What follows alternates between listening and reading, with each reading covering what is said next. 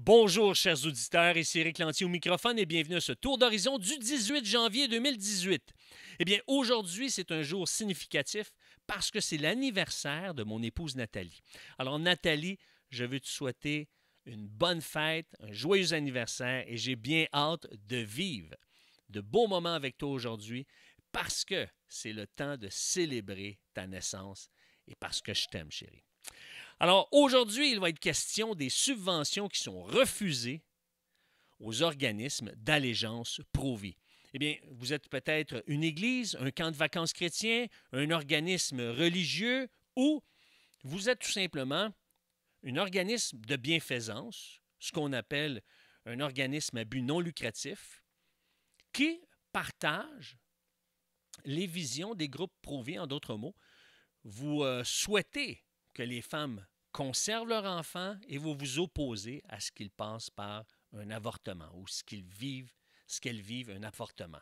Eh bien, si vous faites une demande de subvention pour des jeunes entre 15 et 30 ans pour s'impliquer dans votre projet, pour s'impliquer dans votre église, et que on vous demande est-ce que vous êtes pour ou contre l'avortement, et si vous mentionnez que vous êtes contre l'avortement, eh bien, vous n'aurez pas le droit à ces subventions, spécialement si le député de votre comté est un député libéral fédéral. Pourquoi? Parce que c'est eux qui ont le dernier mot sur l'octroi de ces subventions. Ce sont les députés fédéraux qui ont le dernier mot. Donc, si ce député fait partie de l'équipe libérale fédérale, il risque fort probablement de refuser cette subvention si vous déclarez que vous êtes d'allégeance pro-vie. Pourquoi? Parce que le premier ministre est libéral et il s'oppose à ce que ces subventions soient octroyées à des groupes pro-vie. Pourquoi? Pour des raisons idéologiques. Il y a deux bons articles qui traitent du sujet. Un qui a été publié le 15 avril dernier. Un article qui s'intitule « Emploi d'été, les libéraux ne financeront plus les groupes pro-vie ». Et cet article est signé de la main d'Hélène Bussetti. Et un autre beaucoup plus récent, qui a été publié le 12 janvier dernier, qui s'intitule « Les évêques critiquent les nouvelles règles de financement des emplois d'été ». Et c'est signé de la main d'Isabelle Paré. Eh bien, mesdames et messieurs, c'est vraiment triste parce que si vous êtes une église et vous aviez un projet d'envergure, un projet d'été, vous vouliez monter un spectacle pour rejoindre la population, rejoindre votre communauté, et vous désiriez engager des jeunes artistes pour monter ce spectacle, pour participer à ce spectacle, et vous auriez droit en théorie à ces subventions-là parce que ça rejoint un besoin, ça atteint la communauté, mais parce que vous êtes d'allégeance pro-vie, eh bien, cette subvention pourrait vous être refusée. Vous êtes un camp de vacances, un camp de jeunes, vous voulez impliquer des jeunes comme moniteurs, comme sauveteurs, des jeunes pour s'impliquer dans les rénovations, par exemple, pour aider les ouvriers, eh bien, ça pourrait vous être refusé également si vous vous opposez à l'avortement.